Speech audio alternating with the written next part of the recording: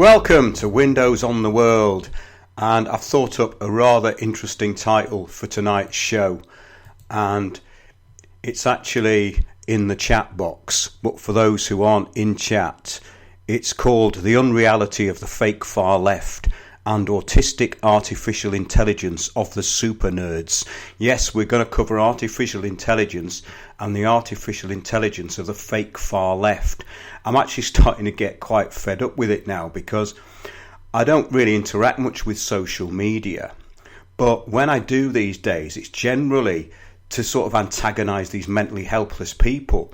And it's like a form of entertainment for me now. But coming along with that is all this kind of rhetoric that's going on, the extreme fake far left, the funded far left, and what it's really about. But tonight we're going to cover that, and also the likes of artificial intelligence and its interface with technology and humans, and that it's just another misdirection into mental slavery for those of limited intelligence, in fact, and those who crave interdependence. It's all about collectivism. So all of this stuff about artificial intelligence, to me, seems to be all about, again, collectivism and not being able to have any form of true reality. And I'm going to get into that in tonight's show.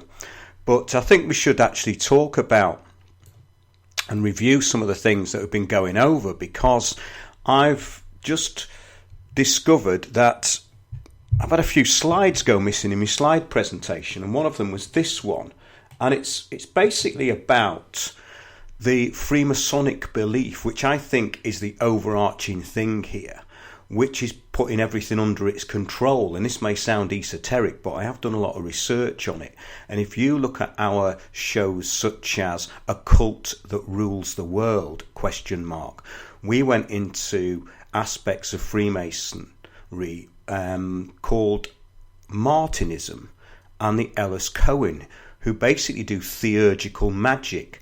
And a lot of what we're seeing is a form of magic. Even this kind of rhetoric we're getting, it's all about ad hominems and personal attacks and slander. And this goes along with this Luciferian agenda. It's quite interesting, really. I mean, we have made this sort of comparison before, but this is from a Freemasonic website. Basically, I think it's called something like themasonictrowel.com. And basically, it's about Jehovah created Eve, a human being. It carries on here. The Lucifer spirit, Samael, united with Eve and begat a semi-divine son, Cain. As he left Eve before the birth of the child, Cain was the son of a widow and a serpent of wisdom. And the sons of Cain, according to Freemasonry, are ruled by fire and Mars, and the sons of Abel and Set are ruled by water. Now, this is all very interesting, and we've done a show on Kabbalah and how that was kind of invented, and the invention of Kabbalah, and the theory that the Hebrew alphabet is actually in some way magical. And we've actually decoded the fact that it isn't, because it's based on previous languages. Eblate, for one, this area of Ebla, which, according to Chabad.org, is the source of great Jewish power, what became great Jewish power, the great cities like Ebla, which they say is rather outside their remit to really talk about by their own admission, because it gives them a rather problematic historical perspective. And that problematic historical perspective is something that we're up against all the time. It's about the current situation of the country. But this idea of Freemasonry and the way it goes into Rosicrucianism, it says also on the masonictrowel.com, Christian Rosenkreutz, and this is the alleged founder and father of the Rosicrucians, was given charge of the sons of Cain who seek the light of knowledge at the sacred fires of the mystic shrine. It has to be at the sacred fires of the mystic shrine, doesn't it? You know, couldn't just be in the back room of some drafty hall somewhere. It says, as the creative energy implanted by their divine ancestor Samael caused Cain to work out their own salvation through the fire of tribulation and fashioned for themselves the golden wedding garment, which is the open sesame to the invisible world. And though cleansing the blood of Jesus is an absolute necessity to millions of weaker brothers, there can scarcely be any question when we assert that the more men and women who engage in mystic masonry to consciously build this temple of the soul, the sooner we shall see the second advent of Christ, and the stronger will be the race which he shall rule by the law of love. Now, what they mean here is the Antichrist. So I find in this is quite prescient to what's going on. People may not see the connection, but I do see a lot of this slander and these attacks, especially on people like Corbyn, as forms of Luciferianism, basically Satanism. And we can sort of debate where that goes. But the thing is that this also goes into belief systems, I think, which are people like Swedenborg, when he was actually talking about spirits, but we've talked about people who are possessed. And basically a lot of these drones out there, these fake extremist far leftists, who aren't really far left, they're just extremists, have now been all corralled into one corner. And they're trying to make this the majority view in this sort of narrow opinion corridor that we talk about all the time. But this is an analogy from Swedenborg. When spirits begin to speak with a man, he must beware that he believe nothing that they say, for nearly everything they say is fabricated by them, and they lie. For if they are permitted to narrate anything as what heaven is and how things in the heavens are to be understood, they would tell so many lies that a man would be astonished. Now, this is quite interesting, actually, because everything we're being told now is a lie. And it's getting so ridiculous that I'm now shedding these people on Facebook as a bit of a sport. I'm going to see if I can get down to about 500 people by the end of next week, because I've got through quite a lot this week. And all as it is pointing out things which they don't agree with, which are facts. So we are in the post-truth world, and I keep constantly sort of proving this. But on a more positive note, I'm getting a lot of people contacting me now, and I hope people are going to attend our talks on the 6th of October at the Ark in Bristol. You can see that on the homepage of Windows on the World. It's on Facebook as well as a Facebook link, the bigger picture. And it's myself, Piers Corbyn, and Sandy Adams. I'm going to play a little clip a little later in the show to advertise that. But the idea of these talks is that we get people down there and meet up and start talking and get some sort of strategic things going and get information back and forth. And the information is what I'm in it for, really, because all of this distraction and identity politics that's going on is just that. It's just a distraction. But on a very much lighter note, I've got something that was put on Sky News, and it's one of the funniest things I think I've read. Yeah. Now it's from Sky News, and it says police chiefs could be forced to call on the military to tackle civil disorder in the event of a no deal Brexit, according to a leaked document. Now, where was that leaked from? It couldn't be MI5 up to their childish pranks again, could it? Now, it carries on. Contingency plans drawn up by the National Police Coordination Centre warn that a possible shortage of medicine could feed civil disorder. And a rise in the price of goods could see widespread protest, which could then escalate into disorder. Now, of course, if this did happen, it would be a completely manufactured event. All you have to do to cause mass panic amongst the general public is tell them that there's a shortage of certain things in their local supermarket. They will promptly go in and raid the shelves of all this stuff that they don't really need. And of course, that's happened before. It happens with the so-called fuel crisis, which are merely, these events that have been in the past when they used it to put up the price of fuel. I remember that happening about 10 years ago. People driving around London, wasting petrol, trying to find petrol. And it's amazing how quickly this stuff takes hold. So all of these little prompts that are being put into the press are just that, really. They're just so that they can press bigger triggers when the time comes. But it says contingency plans drawn up by the National Police Coordination Centre. Now, you can imagine what goes on in there, can't you? I mean, it's just bureaucracy and administration gone up to a senior level, you know. The National Police Coordination Centre warned that a possible shortage of medicine could feed civil disorder. There could also be a rise in acquisitive crimes such as theft, along with massive traffic queues at ports, leading to unprecedented and overwhelming disruption in the wider road network. But Home Secretary Sajid Javed said the public need not worry and that departments had to prepare for all possible outcomes. In other words, it's another non-story. But the frequency of this is starting to get really quite irritating now, and that's why I think that it's good to have a sport of baiting these extreme leftists. And I did it today it was actually an article that came out of The Guardian, and we'll get onto that a little bit later. But I want to get into some other news here which ties into what we are going to be broadly talking about. So yeah, I'm going to make a few comparisons that look at some current events. The Brexit psyop obviously is quite important in all this. But now, the unions are now backing Remain. Well, I thought they were there for the rights of their members at work. Now they are agents of change in this new totalitarianism. Now, this is quite interesting because the unions have been totally infiltrated by change agents.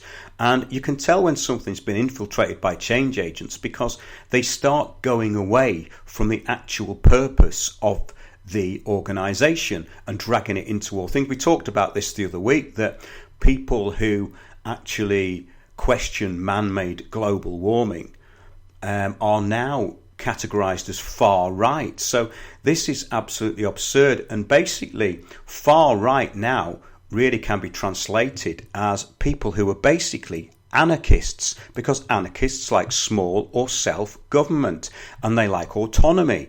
So in other words, all of these fake leftists who call themselves anarchists are actually collectivists. Everything's back to front.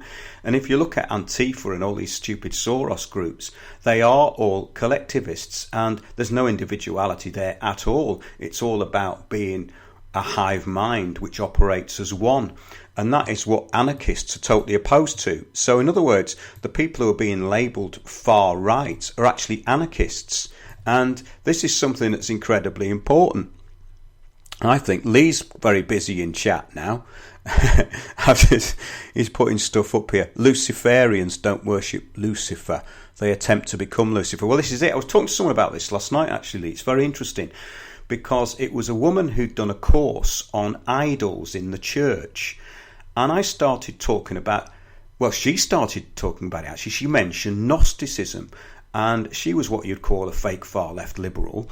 And she didn't know anything about it. And I said, no, the Gnostic idea is that they wanted to illuminate themselves. So in other words, you've got people who follow Jesus or the teachings of Jesus. And where it all goes wrong is that these people start thinking that they are divine and God-given when it's just their lust for power and the expression of their egos which is coming out, which is why I used that first example at the beginning, because that's really what this is about. If you look at these complete idiots like Chuka Ramuna, that's what he's there for. He's following that Luciferian thing. In other words, he's trying to externalize his own power, but he's just being used by a third party, but they're using him because he's a narcissistic, useful idiot. And he's a what you'd call a political prostitute. So, yeah, fast. Sorry, I type as fast as I think. It's good putting them things in, Lee, because it gets me onto things that I actually wanted to talk about, because you've actually re-emphasised that was my central point, that yes, that they attempt to become Lucifer. This is what it's all about, and this is what all this sort of fake self-empowerment's all about, and this is why these people rise up through the ranks and get promoted, because they're idiots, because they don't really have autonomy. But this is just a major thing that I'm trying to get across, really, because the people that I've been having a go at, just having a bit, basically because I'm fed up with it all, I'm bored with it, really, and I want to move on to other things, is that they have no idea what they believe. They can't describe it. All they can use is ad hominems against you, you know. But yes, the unions backing Remain. I mean, this is absolutely absurd. Members of Britain's 3 biggest trade unions now support a new referendum on Brexit by a margin of more than 2-1, according to a bombshell poll that will cause political shockwaves on the eve of the party conference season. Well, the change agents and subversives now running the unions, as we've revealed, are part of the Blairite and Tory Likud coalition. And I put that on somebody's timeline actually today. I don't think they even knew what Likud was, because they don't really see further than the end of their noses, most of these people. And they're determined to bring us into global communism run by elites. Well, that's what all this is about. It's going into global communism run by elites. That's what the EU is all about. And they'll never face reality as long as they have a wage packet that would feed a small country for a year. And that's exactly it. One worlders love anything that says UN. Now, Lee, this is really funny, right? There's a documentary on Sky Television, and it's on Sky News. And it's basically this bloke swimming around in a UN swimming hat, yeah? And he's going, oh, I'm going to swim for miles and miles and miles in these really rough seas. And the actual premise of it is that it's all about climate change, which has nothing to do with him swimming, right? So you've got this UN agenda being brought in, and it's on the back of that stupid whale that ate all the plastic. You know the one. They cut some whale open and it had all these plastic bottles in it, you know. Now, the thing is that most of the ocean isn't full of plastic bottles, right? And most of it's never even been explored.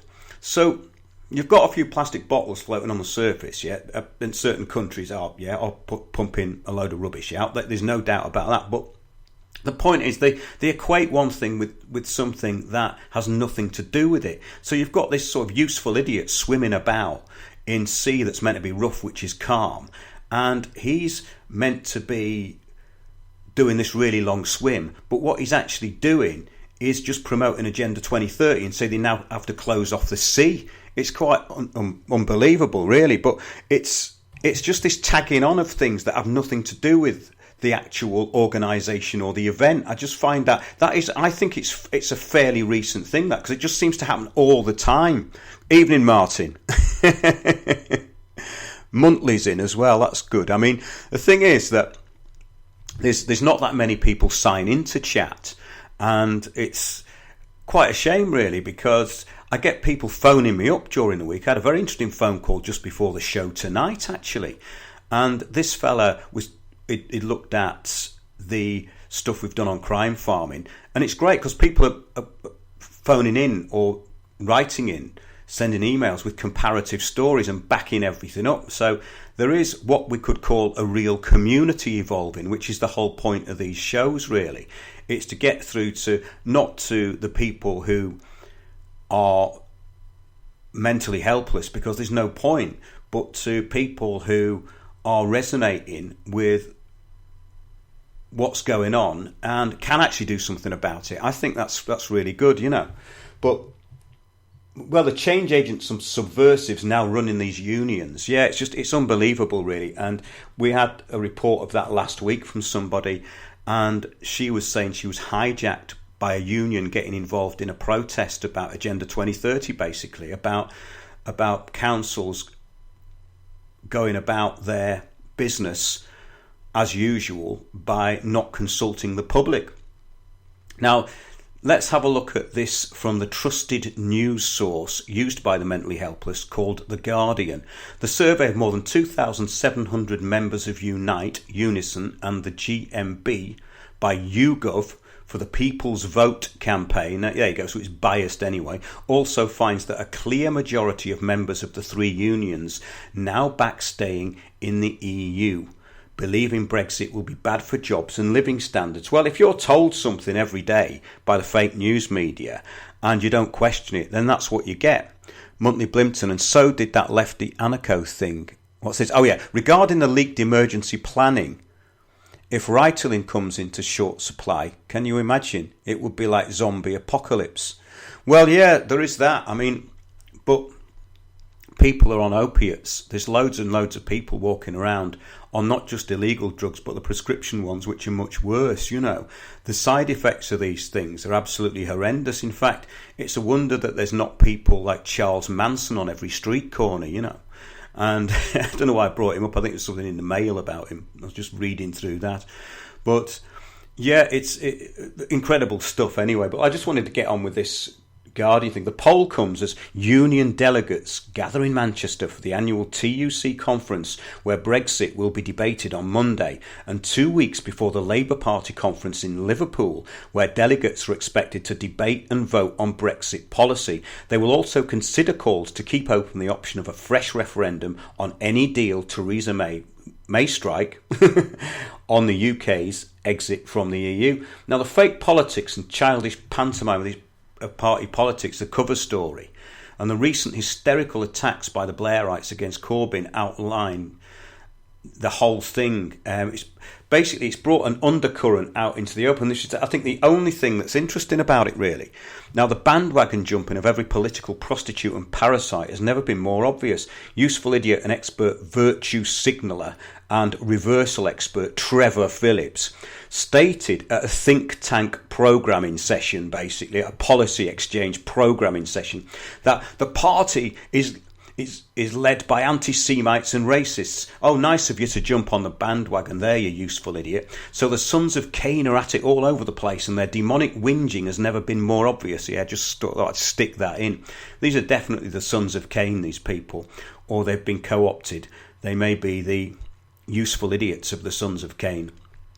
But I'm sure these people are Luciferian, because they must know that the stuff that they're talking about isn't true. They must know. They can't be this stupid. They just can't be. So Phillips was chairman of the Equality and Human Rights Commission, which has sown more division than the intelligence services and Hope Not Hate put together. That's just my little aside there.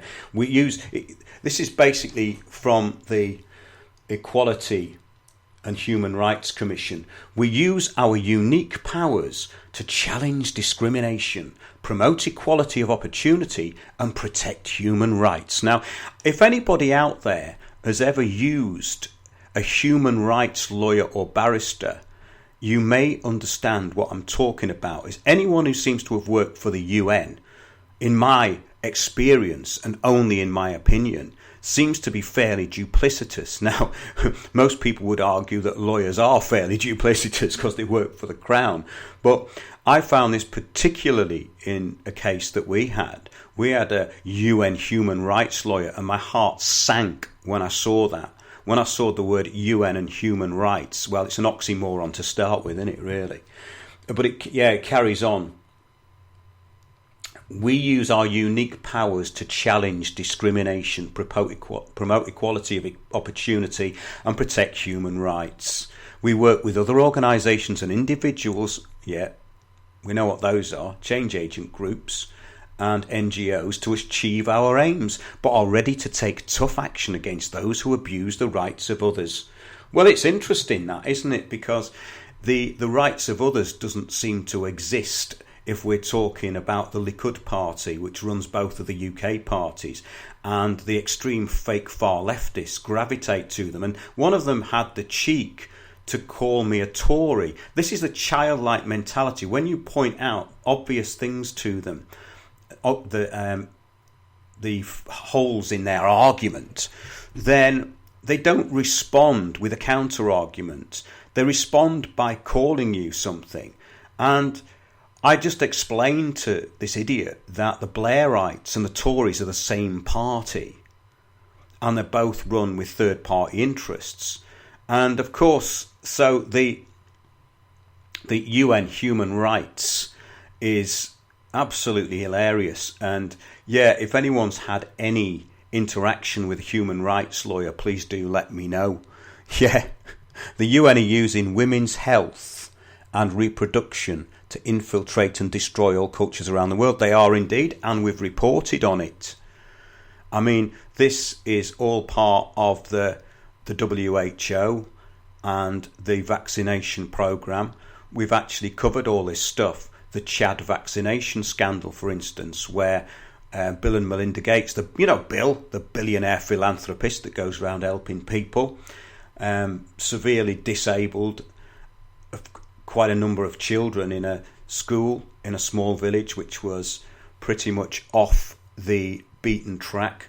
And a lady called Christina England reported on that because it was put into a newspaper, but the newspaper was then pulled that these kids had basically had seizures, and it was all on the back of they had to accept vaccination if they wanted a school education.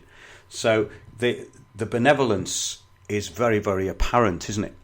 So, well, the Equality Act covers the same groups, so we're talking about this Equality Act now, that were protected by existing equality legislation. Age, disability, gender reassignment, they put that one in now, race, religion or belief. So in other words, the Equality Act should cover what we put out on the show, because the beliefs that we have cannot be challenged successfully by these counter arguments that are coming in from the extreme far left. So it's good to know that the Equality Act covers what we're putting out on Windows on the World. So thanks for that. That's great.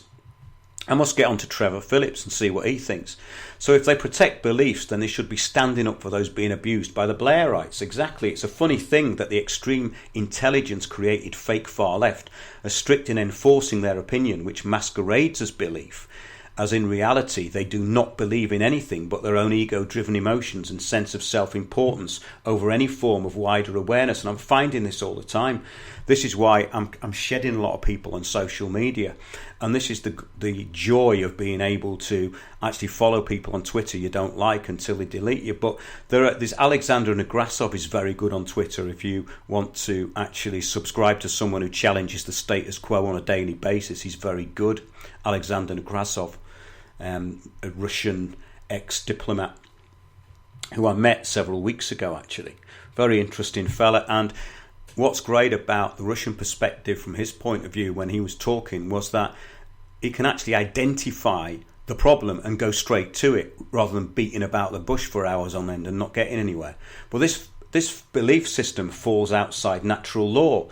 This is basically what we're going to be talking about, really, and what could be termed the unified field. Now, that's maybe sound a bit vague to some people, but if you've experienced any of this stuff, then you'll know that all of this collectivism and fake reality has got nothing to do with true reality, and you can just that's an observable fact that you can actually get into basically by experiencing true reality and natural law, Let's have a look what Unique Lee's saying.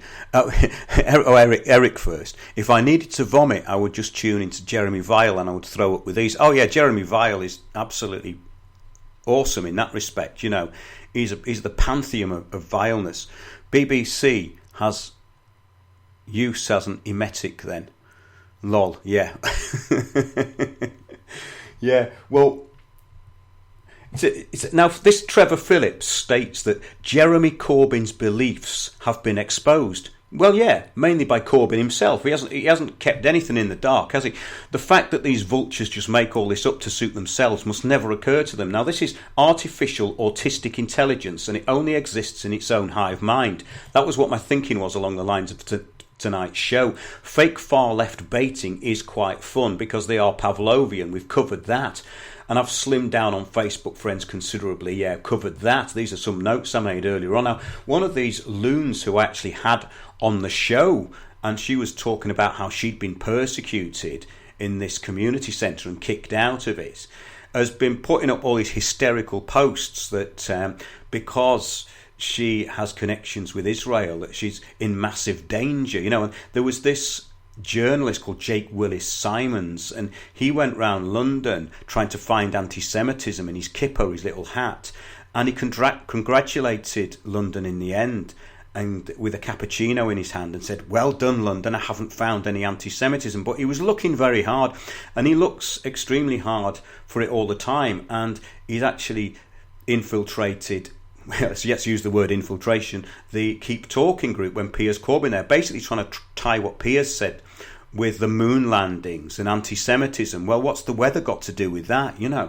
And that's what they're doing all the time. It's the process of choice, isn't it? So, yeah, one of these loons, anyway, I had to cut my cyber umbilical cord because I pointed out that Press TV was taken off the air at a time when Netanyahu was chest beating and telling porkies about Iran, and the mafia known as Ofcom pulled Press TV off the air. Now, that bastion of the unbalanced neurotic Guardian stated, Press TV, the Iranian state broadcaster's English language outlet, has been forced off the air in the UK after Ofcom revoked its licence for breaching the Communications Act. Now, they were taken off a few years ago. Ofcom found that Press TV's practice of running its editorial oversight from Tehran, Iran's capital, is in breach of broadcasting licence rules in the UK. Ofcom has decided to revoke the licence held by Press TV Limited with immediate effect, the media regulator said in a statement. It's strange that they didn't notice this 10 years earlier, though, isn't it? As Press TV had been broadcasting from Iran and its studios on the Thames in London and in a place in, I think, North London for about 10 years. It's absolutely ridiculous. And Ofcom is a mafia. But basically, this person was getting hysterical about what's being put in the press and having a go at Press TV. And I just redressed the balance, and now she's blocked me on Facebook. I mean, these people are an absolute joke. They don't have an argument, so they have to suffer this extreme neurotic kind of breakdown where they just can't compute anymore. Yeah, it's just incredible. So now the point I made to this poor victim was that Press TV propaganda was nothing like as biased as the BBC or Sky. Okay, they have an agenda, but what about diversity? I said, what about being diverse? You know, why aren't you diverse in your opinions? You're always going on about diversity, but you don't seem to have any. So if it comes to a foreign TV channel you don't like, or one that Netanyahu wants to actually blow to smithereens, then it's a huge problem and you have to block me on Facebook, you know. Anyway, enough of the nonsense, but I think that's quite a defining thing with what's going on. Now, the hypocrisy of the intelligence services and Soros-funded Left-Art program response is just basically just to throw the toys out of the pram and delete you from their cyber world. Now, this constant victim mentality may have some good things. They want safe spaces everywhere, don't they? And as we know, more and more violence and fear is being funneled at them. So maybe Agenda 21 and 2030 is a good thing, as they will stay at home being radiated by 5G, too scared to go anywhere. I'm being a bit ironic here, but it's not far from the truth, I don't think.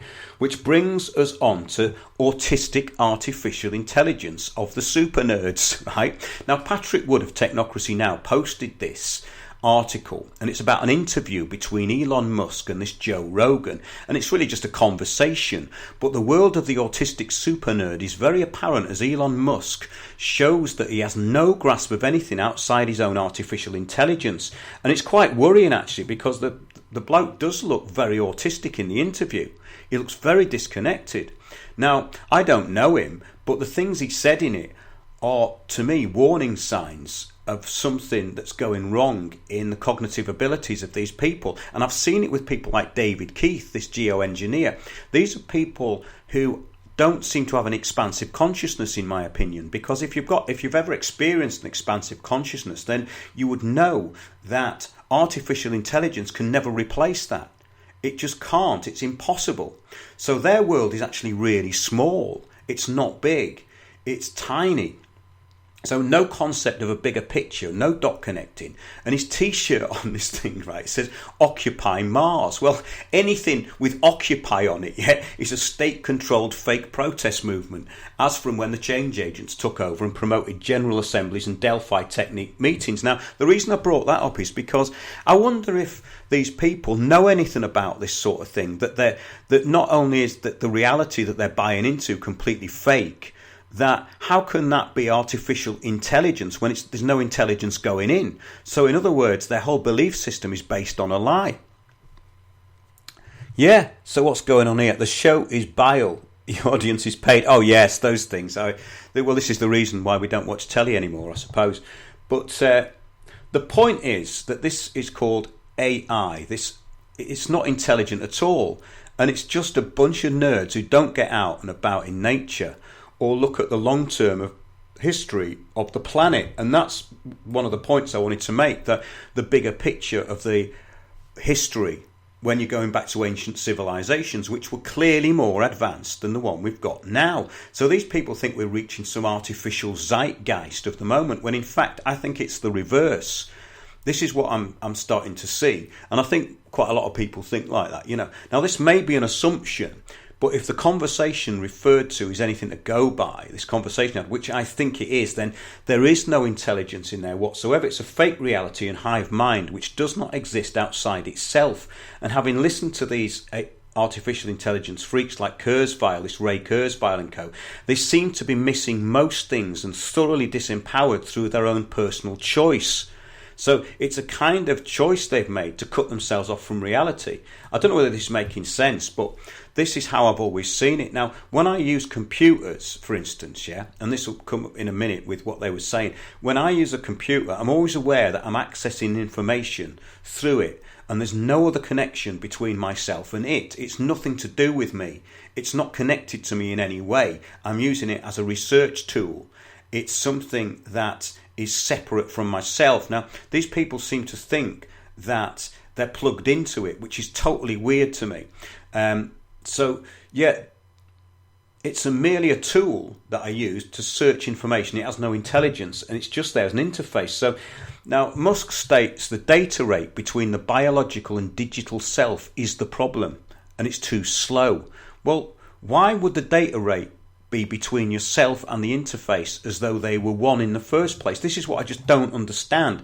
I think these people just spend far too long in their own tiny little worlds and in front of computers. It just doesn't make any sense to me. Now, maybe Martin's got something to say about that in chat, because Martin works in the computer industry. I don't, but I've seen this for years, that there are people out there who want to be connected to it. It is like it's plugged into their arm. A bit like one of those David Lynch films. What was it? Oh God, it'll come back to me in a minute. It was a terrible thing. It came out years ago, and it was about a computer game that you plugged into your spine, and it was absolutely horrendous. And it was like an organic computer game, and I think that's really what these people imagine it all as. Slight distraction there, but I can't remember what that film was called. Maybe someone can remember. It might not have been David Lynch that directed it, actually. Maybe it'll come back to me. This is way beyond what AI could ever achieve. It's very autistic, this sort of thinking. What about the data rate of telepathy, for instance, and other paranormal things? They never get into this. This is what I don't understand, is that all of this stuff is out there. They can study parapsychology and how unexplained things and telepathy and clairvoyance have actually been tested. And why isn't this down as intelligence? Why do they go on about artificial intelligence? What's wrong with actual intelligence? The unified field, the ether, the etheric field, all this stuff. And I'm not being abstract here. This is the sort of stuff that I've looked into. We've done shows on it. And this just seems to be missing from them. They just seem to be in this cut-off autistic world. Now, he even talks about being uploaded after death. It's very depressing and very sad that, following obviously ancient and very advanced civilizations, that autism is the new paradigm, and autism is massively, absolutely massively. And the zeitgeist is being a nerd, but a programmed and unimaginative one. This is what I'm thinking.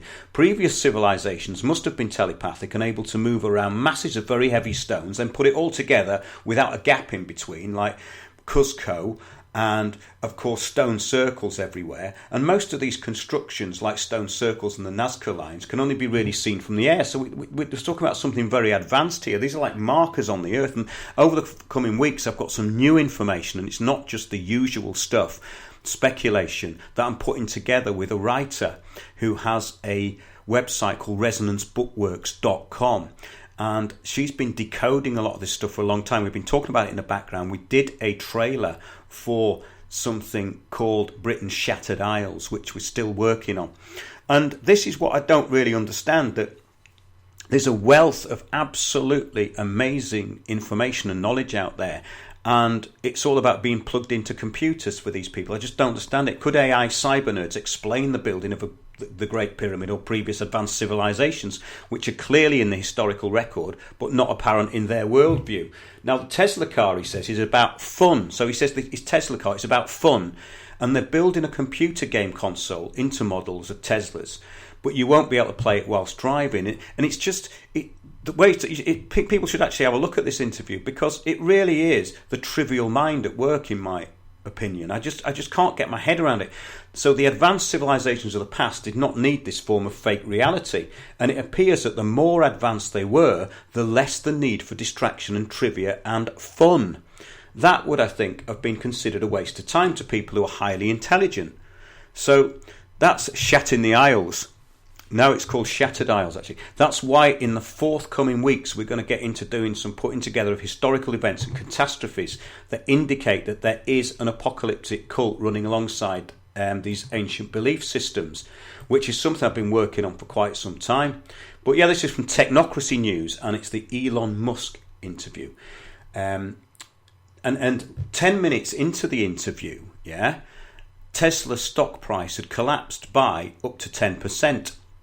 At any rate, the technocrat mind of Musk, it carries on, is finally revealed. He talks about living in a simulation, high-speed transportation, autonomous and flying cars, artificial intelligence, flamethrowers, boring tunnels under Los Angeles. And that is weird if you listen to that at the beginning, because apparently he's got permission to bore tunnels under Los Angeles and much more. It's definitely the most eclectic interview I have ever heard, says Patrick Wood of Technocracy Now. The bottom line is that Musk is far from being a normal human being. He jokes about being an alien, but not necessarily from outer space. Earlier technocrats expressed that they are like aliens in a backward world of ignorant humans. Or just narcissistic autistic nerds. Could it be just that? In Musk's case, the acorn didn't fall far from the tree, he carries on. His Canadian grandfather, Joshua Haldeman, was head of Technocracy Inc. in Canada during the 1930s.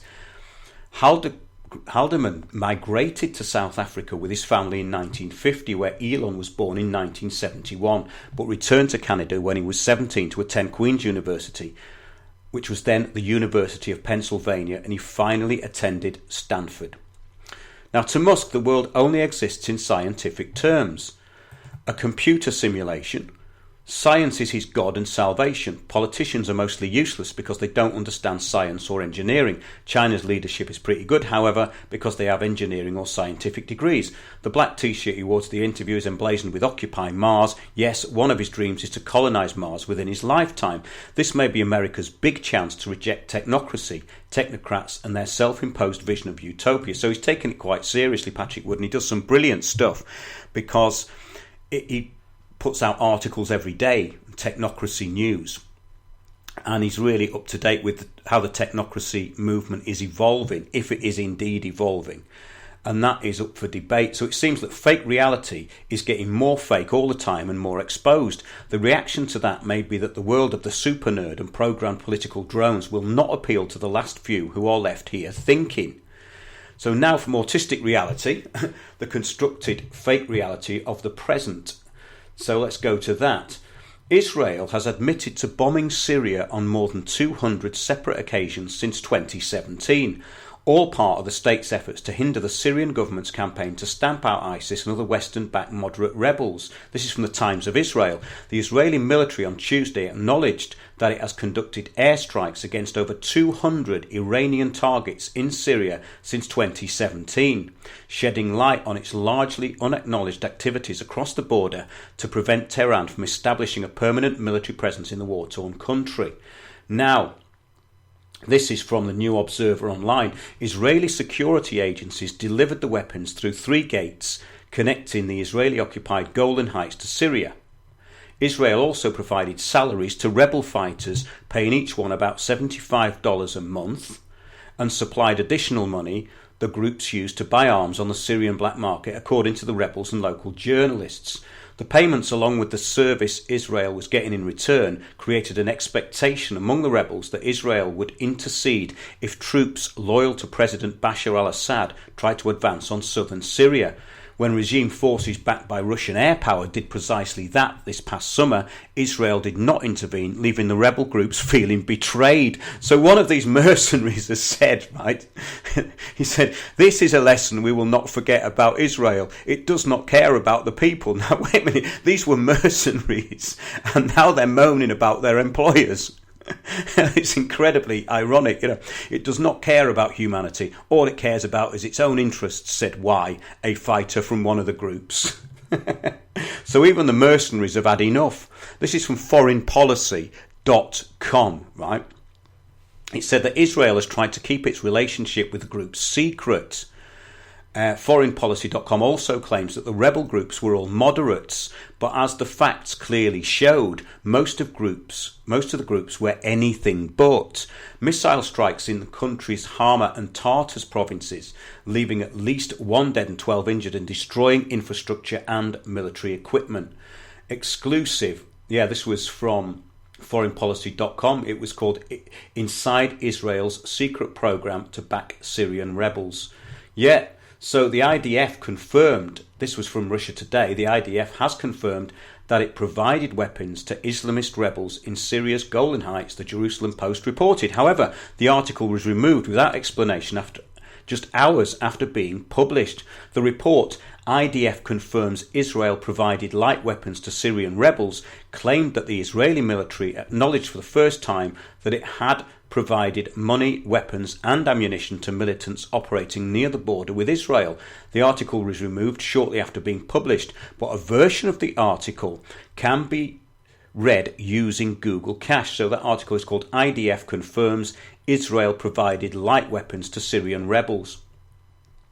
So this is from a Syrian retired major in the Syrian army. Major General Yehar Suleiman said he thought Tuesday's attacks were carried out in the interests of Israel's US allies, which had expressed concerns about the Syrian army operation to liberate the province of Idlib from a motley mix of militants, including jihadist extremists. This was not the first strike of this kind, Suleiman told Sputnik Arabic. Every time the army prepares an operation against the armed groups, Israel attacks. The last time this took place was ahead of the army's offensive in the country's south, he recalled. Israel secretly armed and funded at least 12 rebel groups in southern Syria that helped prevent Iran-backed fighters and militants of the Islamic State from taking up positions near the Israeli border in recent years, according to more than 24 commanders and rank-and-file members of these groups.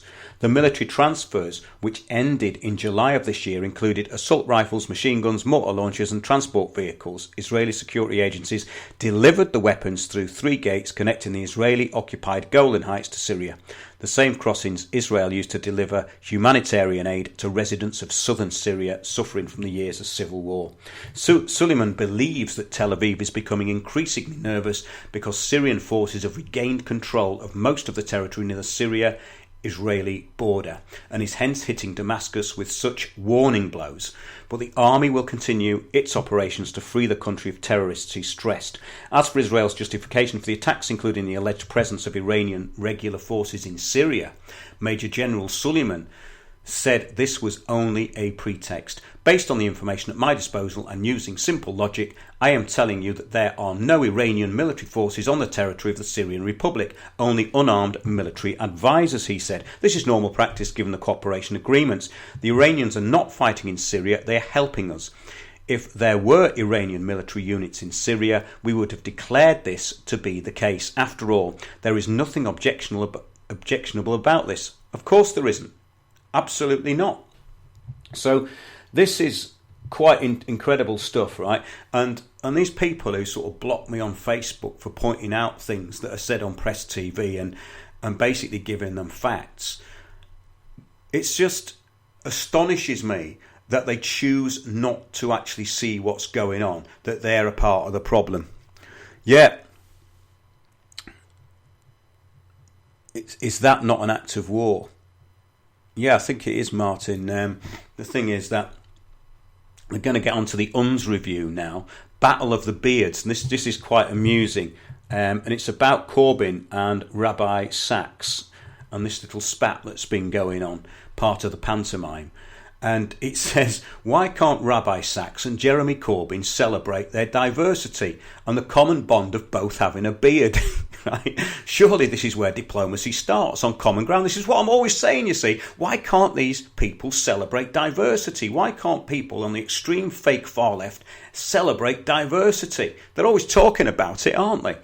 Jeremy Corbyn has a beard, it carries on. So has Jonathan Sachs. But this shared Philippogeny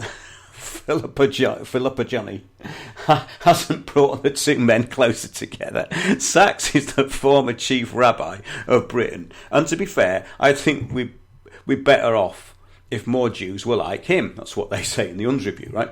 Sachs can be ethnocentric and apply double standards with the best of them, as he's just proved by his comments on his fellow beardy.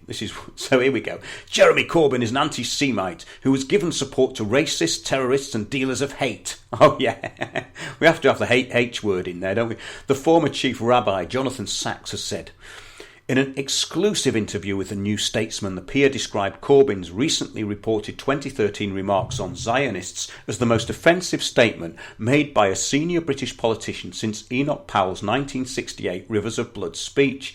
Now, Sachs, who was chief rabbi from 1991 until 2013, added, "It was divisive, hateful, and like Powell's speech, it undermines the existence of an entire group of British citizens by depicting them as essentially alien."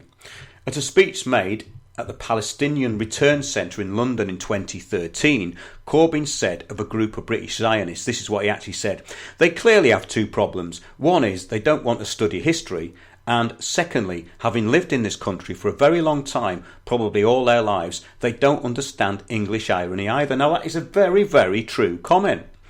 And again, they've blown it up into this kind of international incident. You know, Corbyn's Zionist remarks were most offensive since Enoch Powell, says ex-chief rabbi in the New Statesman, 28th of August 2018. So Enoch Powell predicted that mass immigration would lead to race war. Jeremy Corbyn said that some Zionists don't get English irony. So how does any of it compute? You know, again, it's attaching it to something that's got nothing to do with what was said. So this again is the fake far left reality, the unreality, and this kind of post-truth world that they're all part of. The poisoning of Britain's politics, it carries on. Well, if Rabbi Sachs and other Jews want anti-Semitism, I think they should look much closer to home. This is from the Jerusalem Post in 2007. This is Rabbi Sachs on multiculturalism threatens democracy. Multiculturalism promotes segregation, stifles free speech and threatens liberal democracy, Britain's top Jewish official warned in extracts from a recently published book. Jonathan Sachs, Britain's chief rabbi, defined multiculturalism as an attempt to affirm Britain's diverse communities and make ethnic and religious minorities more appreciated and respected. But in his book, The Home We Build Together, Recreating Society, he said the movement had run its course. Multiculturalism has led not to integration but to segregation. Well, that's the whole idea of it, isn't it? Sachs wrote in his book, an extract of which was published in the Times of London. Liberal democracy is in danger, Sachs added. Adding later, the politics of freedom risks descending into the politics of fear. Sachs said Britain's politics have been poisoned by the rise of identity politics. Well, that's exactly right. As minorities and aggrieved groups jockeyed first for their rights, then for special treatment. Well, he has hit at least one nail on the head. Now, the process, he said, began with Jews before being taken up by blacks, women and gays. He said the effect had been inexorably divisive. A culture of victimhood sets group against group, each claiming that its pain, injury, oppression, humiliation is greater than that of others, he said. Oh, yeah, okay. Well, there's a bit of a pot calling the kettle thing starting here. In an interview with The Times, Sachs said he wanted his book to be politically incorrect in the highest order. Okay, let's see if we can take any of it then. So Sachs claimed that Britain's politics had been poisoned by a self-serving, self-pitying, self-aggrandising ideology that began with Jews and had been inexorably divisive. His claim is absolutely classic anti-Semitism, it carries on, peddling a stereotype of Jews as subversive, manipulative and divisive outsiders whose selfish agitation has done huge harm to a Gentile society. Sachs was right, of course, it carries on. But by saying all that, Sachs was being far more anti-Semitic than Jeremy Corbyn was. This is the key to it. And by the harshest interpretation of those comments on Zionists. Furthermore, Sachs has proved that Corbyn was right. Zionists do lack irony. So he's basically backed up Corbyn's argument. It's a very good article, that, because it nails things down into what they are. In 2007, Sachs, a staunch Zionist, claimed that the poisoning of British politics began with Jews. In 2018, he's condemning Jeremy Corbyn for saying something much milder about Zionists. Absolutely nothing apartheid about this, it carries on. And in 2018, Sachs is also offering a ridiculous defence of a new law in his beloved land of Israel. Asked by the New Statesman to comment on Israel's new nationality law, which states that the Jewish people have an exclusive right to national self-determination in a country and strip the Arab language of its official status, Sachs said, "I'm not an expert on this, my brother is. I'm not. He's a lawyer in Jerusalem. He tells me that there's absolutely nothing apartheid about this. It's just correcting lacunas." So in other words, he's passing the buck there, and basically avoidance. As far as I understand, it's a technical process that has none of the implications that have been levelled at it. Yes, and the law is a technical process whereby Arabs are defined as second-class citizens and Jewish supremacism is openly proclaimed as the guiding principle of the Israeli state. Now, then it goes into the racism of Maimonides and what's said in the Talmud, which is pretty vile stuff. So the actual hypocrisy here that's going on, and all this stuff about the deselection of Joan Ryan, it's interesting actually, because I want to round off with this. So this is far back as 2017 when all this came out. A leading pro-Israel activist within Labour is facing calls for her expulsion from the UK's main opposition party. In a formal complaint, Labour members in the Enfield area of North London have called for their local lawmaker Joan Ryan to be disciplined for a disloyal general election campaign. As a candidate, Ryan had sought to distance herself from Labour, omitting the party's logo from her election literature. She was also dismissive of Jeremy Corbyn, the Labour leader. The two Labour MPs who lost no confidence votes among local party members have told constituents they will not quit. This is recently now. Former Minister Joan Ryan, MP for Enfield North, blamed the 94 to 92 vote defeat on Trot's Stalinist, communist and assorted hard left. Well, not like you, which is the fake far left. I mean, they just made that up. Luton South MP Gavin Shuker said he was sorry a handful of people wanted to overturn his 2017 win. Both are among MPs to have criticised Jeremy Corbyn and faced no confidence votes in their local parties. Others include Frank Field, who quit the parliamentary party last week, citing the handling of the anti-Semitism row and bullying in local constituency parties. Kate Hoey, who was voted with the government on Brexit, and another Brexit-backing Labour MP Graham Stringer, who won his no confidence vote. So those who back Brexit and are free thinkers are included with the treacherous change agents and coattail hangers-on. And really, that was the whole point of the show, is that these complete hypocrites have to be exposed now, and they're exposing themselves. So that is quite an interesting thing. And next week we're going to get into some real ancient history, which I think is what ties everything together, because when we get people on this planet who've been here 50 to 70 years and they talk about climate change when the planet's 4.5 billion years old, well, this is the same sort of mentality. This is the autistic kind of mental breakdown that's going on. I mean, I find it incredible, this stuff. But that's going to be about it for tonight. Remember that we're in the ARC Centre in Bristol on Saturday the 6th of October, and we're going to be there all day. It's £10 to get in on the door, and it's even cheaper if you book in advance. So do go to the website and book your tickets on Eventbrite. That will be helpful, so we know how many people have actually booked, because the venue is not that big and we want to make sure everyone gets in. I'm sure quite a lot of people are going to come, but we want to take this round the country. So if you've got a place, a little community hall, one that hasn't been taken over by change agents, or a pub that hasn't been taken over by extreme hard leftists, get in touch and we'll do some talks. Martin Houston says if there is money to be made by being offended, it would be very offensive to be denied that. You're absolutely right. That's a great place to leave it, because this is all about being offended, and we have the right not to be offended.